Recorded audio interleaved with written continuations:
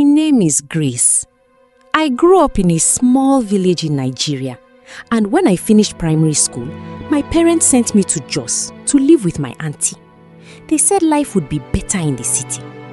I was excited, but also scared. The first time I saw so many cars and tall buildings, my eyes were wide open. Auntie welcomed me, but she made it clear I had to work hard. School fees were too much, so I stayed with her and helped in the house. I tried to go back to school in the evening once, but reading and following the teacher's instructions was very hard for me. The letters always seemed to jump around or mix up. After some time, I stopped trying. By the time I was in my early 30s, people in the area knew me as Auntie Taylor. My customers loved me because I chatted with them while taking measurements. Some brought me food when they came, others helped me buy materials cheaper from the market.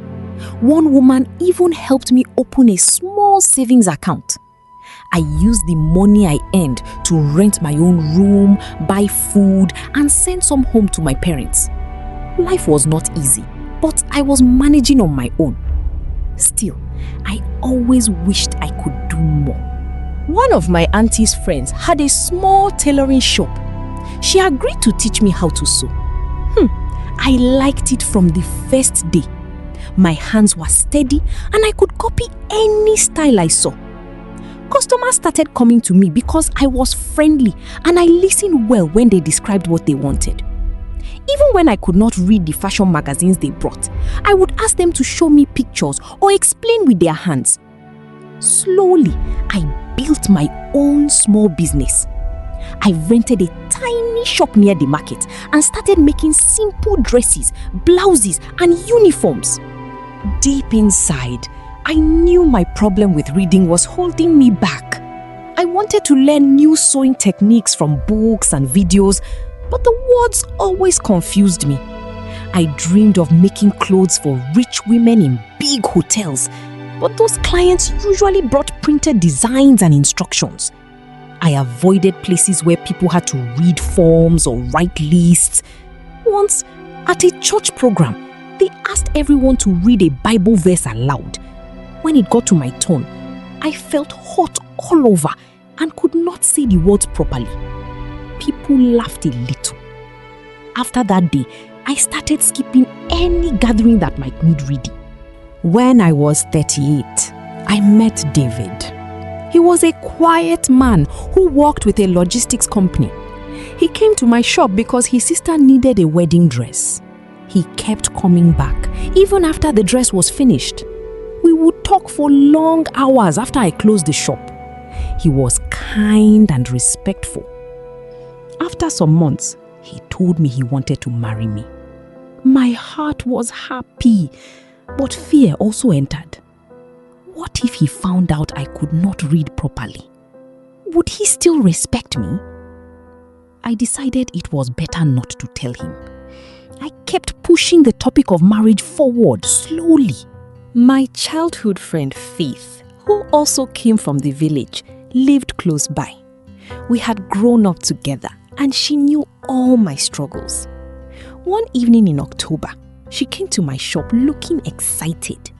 She had seen something on WhatsApp about dyslexia, an awareness campaign with stories of people who found it hard to read but were not dull.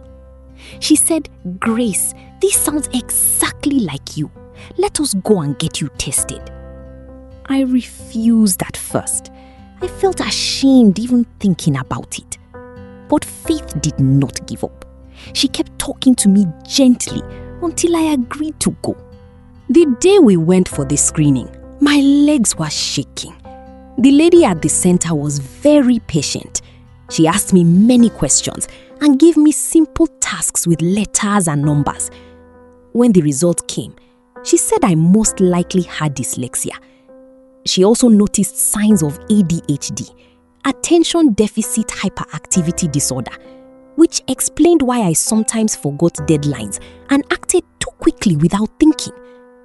I cried that day, not because I was sad, but because someone finally put a name to what had troubled me since childhood.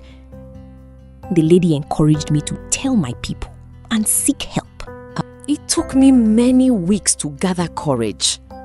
One Sunday evening, after David brought me some fruits, I sat him down and told him everything. My voice was shaking.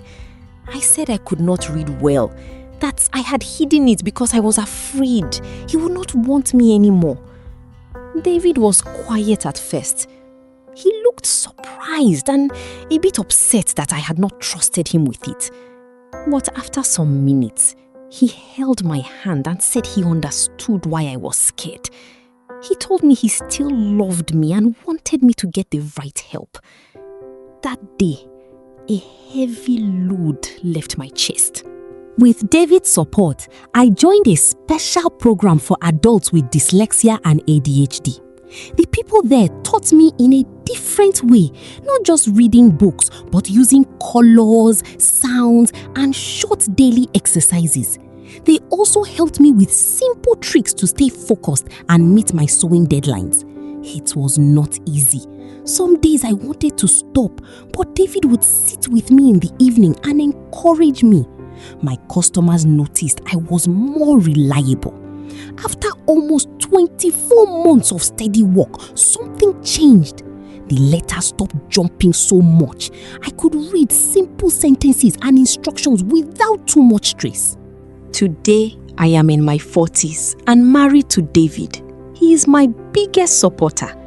I can now read better, manage my time, and even take small online courses for new sewing styles.